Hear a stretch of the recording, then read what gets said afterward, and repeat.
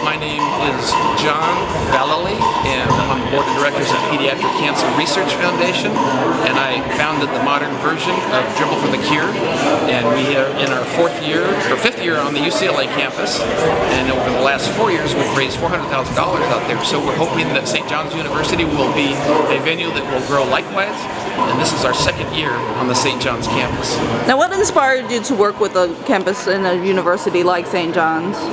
I had been successful in getting the Dribble for the Cure going at UCLA, and with Coach Lavin having coached there, and I'd met him in the past, I decided to call Steve and just say, hey, Coach, what do you think about doing a Dribble for the Cure? And with the philanthropic side of St. John's, he thought it was a perfect fit.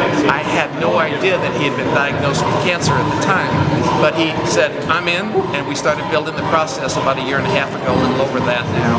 And with Coach stepping in and saying, this is what I want to do with my team, I want to teach my players that giving back is part of the balance in life. I thought this is the perfect venue. St. John's is New York's team, and we're happy to be here from the Pediatric Cancer Research Foundation. Now talk about how cancer has affected your life and what inspired you to start the Dribble for the Cure. My 9-year-old daughter was diagnosed with cancer. One day on the soccer field she complained of pain in her abdomen, and I didn't think much of it at the time. She sat on the sideline for that practice. A few days later we were up at Children's Hospital having it looked at. Turns out she had a disease called rhabdomyosarcoma, disease of the soft muscle tissue, and so with that I was introduced to cancer in a way I'd never imagined. And so we fought for 2.5 years with my daughter, and unfortunately we lost her in 1991 at the age of 12. Then my own personal experience, I was diagnosed in 2003 with non-Hodgkin's lymphoma. And so I went through a almost 3-year battle against non-Hodgkin's lymphoma, culminating with 2 stem cell transplants, the second one with an unrelated donor. And that unrelated donor came from Germany, and his stem cells and his immune system, his DNA now dominates my immune system. So I've been the beneficiary of the science that has improved the world for cancer patients everywhere, and I would like to take it to a next step so that others can benefit as well. What does it mean for you to have such legendary names like Coach Carnesecca and Coach Kaiser and such places like UCLA and St. John's helping you and your cause out? It's absolutely tremendous that Coach Kaiser, I just met him today, we had a discussion about the importance of philanthropy and teaching on the campus balance and teaching students how to give back in the community. And of course Lou Carnesecca, when I talked to him last year, I said, hey Lou, what do you think about doing this thing for children's cancer? And he was immediately in and understood the balance that we should be teaching the students on the campus, as well as the positive effects it would have on the community and the branding opportunity it would have for businesses, the university, and for helping the physicians get the money necessary so that we can eradicate this terrible disease. Now I know there are a lot of people out there that may have never volunteered before. So what would be your message to that person who has never volunteered? Coach Wood taught me years ago that the greatest gift is the one you give to another with no expectation of something in return.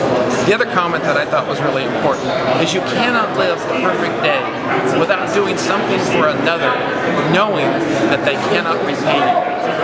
What a wonderful experience to have hundreds and hundreds of people here on the campus that are having a perfect day. So Coach, just tell the fans at home a little bit more about being here today. Well, as you can see, it's a wonderful event. All these people coming here, giving of their time, their efforts, their financial help. And when you do this for other people, you're really doing it for yourself. And that's really part, I think, of being a good American. Help the other people. And what does it mean for you? You've had such a legendary career to now be able to get back your time and your name to causes such as that's the very least. That's the very least we can do. Because the cause is unbelievable. Great, great cause. And you can see how people turned out. This should be a wonderful, wonderful function today.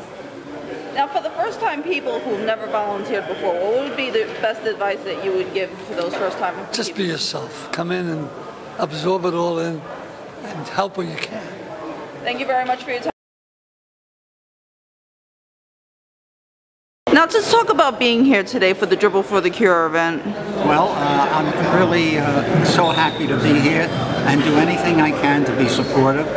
This is an event that raises funds to help research cancer in young children, and I think it's one of the best things that I've ever heard of. Of course, you know, young people and sometimes parents of those young people can't help themselves. So what is happening here? The funds are going to the professional people who are doing the studies that will in the future help cure for pediatric cancer.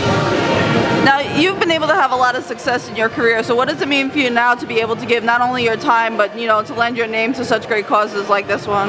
Well, it means to me that if it's even in the small way, to help them raise the funds, to give them publicity, so that other people will know about them and give them funds to help the cause. And I feel personally gratified to all the people who are doing this. Now, if there was like a first-time volunteer, what would be your best advice to that person?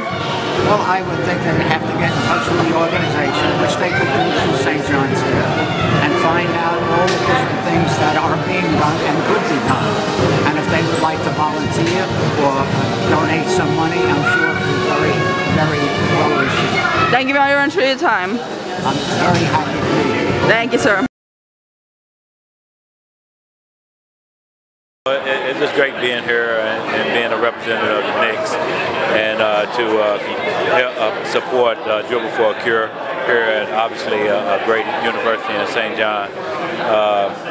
You know, for me personally, my family has been affected by cancer, so I have some connections to what a lot of these families are going through, and have a kind of somewhat of an understanding what a lot of these young kids are going through. And so I talk about, you know, seeing the smiles on their faces, and you know, it lights you up knowing that, you know, they're in a battle for their lives and that they can still smile. Now, talk about being an athlete and giving back to the community. I know you're very involved actively. Just talk about that. What does it mean for you personally? Well, you know, I think that's something that's inside of each athlete. You know, a lot of these athletes come from, you know,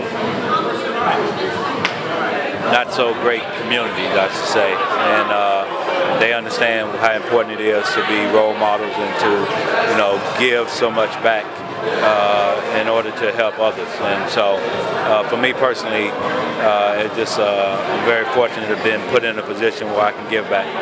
Now, if somebody were to come up to you and ask for advice about giving back, what would your best advice be for that person? Well, if it's in your heart, do it. Simple as that. If it's in your heart, do it, and then it comes off very well. And so you don't have to be forced to do it. If it's not there, then, you know, you don't have to do it. So, but I would say if it's in your heart, just do it.